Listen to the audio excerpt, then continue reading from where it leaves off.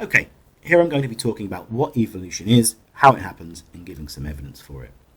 Here's a definition. It's the change in the inherited characteristics of biological populations over successive generations. Now that's a bit wordy, so let's pick it apart. The change in the inherited characteristics, what does that mean? Well, it's anything that's controlled by genes. So it could be the length of a giraffe's neck, the colour of an animal's fur, or maybe something less obvious, like the ability of a bacterium to withstand antibiotics. Over successive generations, so this change is very gradual, it takes a long time. The phrase in this picture, "nothing in biology makes sense except in the light of evolution," that's the title of an essay by a Russian guy called Dobzhansky. He was basically saying that evolution explains the interrelatedness of biology, so it makes sense of biology, explains why so many things are so interrelated. So how does it happen? Well, it happens by natural selection. And in fact, that's a term that was used in Charles Darwin's famous book. Let's look at a textbook example of natural selection at work, giraffes. Now, within this species, there is variation. Giraffes' necks are different lengths. And this variation is caused by mutations, but that's a different story. Now, a lot of the trees that giraffes use as food are very tall, and their leaves are concentrated high up. Now, the long-necked giraffes, who contain the long-necked gene, on average get lots of food and survive long enough to reproduce. So they pass that long-necked gene down to their offspring. Now, it might be that the long-necked gene gets copied a number of times and passed down to multiple offspring. So the gene for long neck is very successful.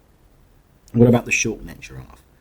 Well, the short-necked giraffe, they get less food, they're more likely to die before they get to copy that short-necked gene. So nature selects the long-necked gene for survival and the short-necked gene for extinction.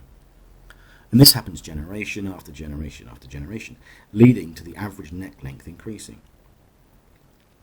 Us clever humans have learned to do this.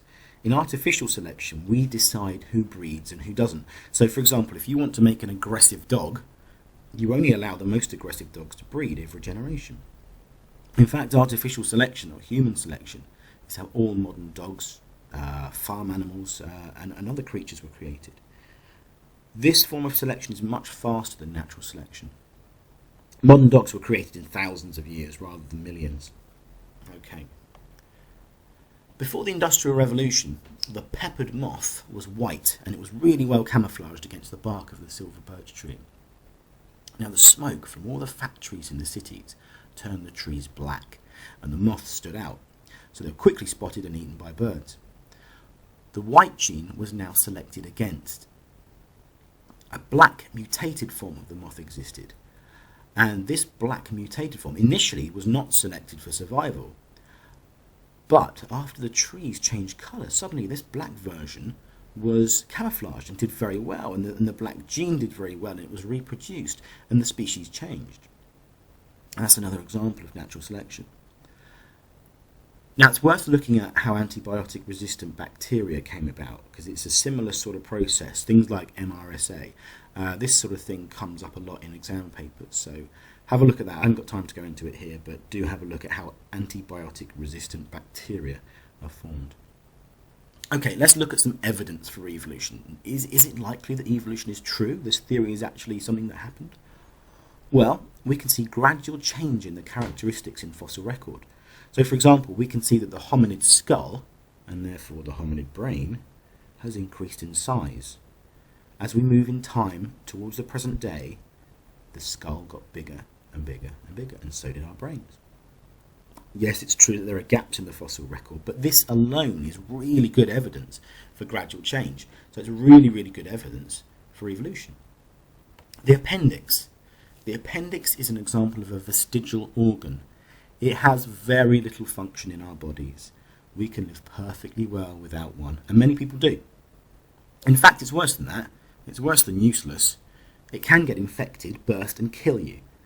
Now, I can't understand why an intelligent creator would have put such a thing inside us. But if you look at it from an evolutionary perspective, it makes perfect sense. We evolved from creatures that ate leaves, bark, and other material that required a lot of digesting and special enzymes like cellulose.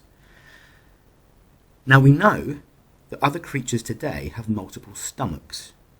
for digesting grass and plants. Cows, for example, have a number of stomachs because they have to digest this really tough material. So it seems logical that the appendix was a kind of second stomach in our ancestors. And as we don't eat a lot of leaves and bark anymore, the organ has shrunk and lost its function. So from an evolutionary perspective, from a biological perspective, the appendix makes sense.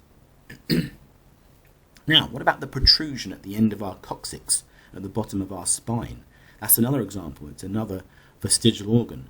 Now, the only worthy explanation for it is that it's a vestigial tail from our ancestors.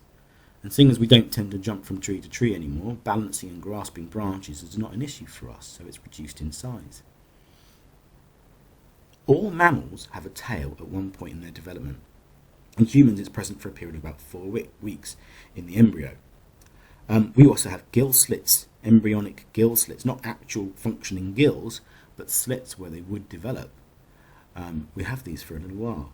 In this diagram, they're called pharyngeal arches, and this is a hint to our distant ancestry. So embryology gives us further evidence for evolution. I've only given 2 sources of evidence for evolution, but there are many more. The fact that species share so many similarities, the DNA is similar, the pentadactyl limb, mitochondrial DNA evidence, and so on and so on. So, let's summarise.